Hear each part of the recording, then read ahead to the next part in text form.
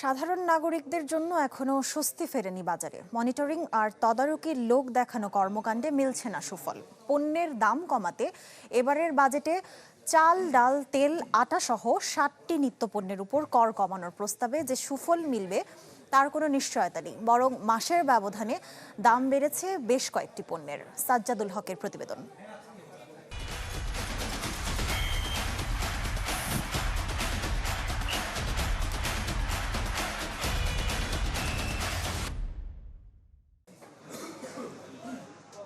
প্রায় এক যুগেরও বেশি সময় ধরে রাজধানীর মোহাম্মদপুরে বসবাস আবু রায়হানের। সিকিউরিটি গার্ডের চাকরিতে বেতন জোটে 11,000-এর কাছাকাছি। 3 জনের সংসার সামলে বাড়িতে বাবা মায়ের জন্য বরাদ্দ মাত্র 2,000। প্রায় 9.5% মূল্যস্ফীতির বাজারে নুন আনতে পান্তা ফোরানোর গল্পটা প্রতিদিনের। নিম্ন আয়, মূল্যস্ফীতি আর সামাজিক নিরাপত্তার মতো বড় শব্দের বাজেট ছুঁয়ে যায় না নিত্যদিনের দারিদ্র্যকে।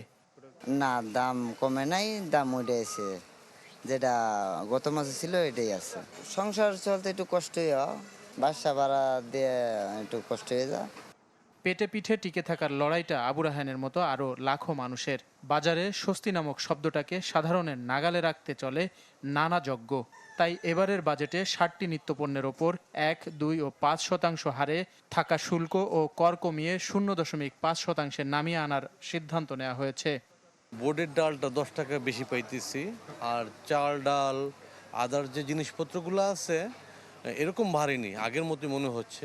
1 মাস আগেও যেমন ছিল এখনও তেমনই আছে, কোনো পরিবর্তন হয় নাই। উল্টা তেলের দাম বাড়ছে, তারপর চাউলের দামও বাড়ছে। তবে প্রভাব নিয়ে রয়েছে শঙ্কা।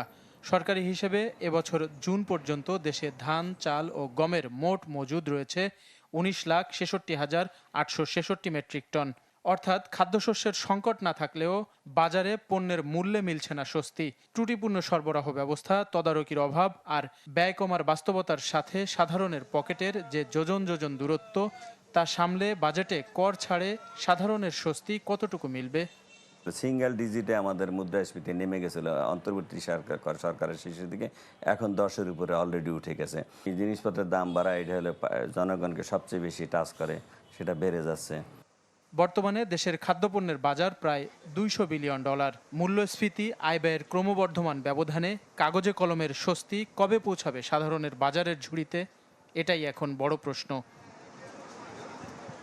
সাজ্জাদুল হক, চ্যানেল 24, ঢাকা।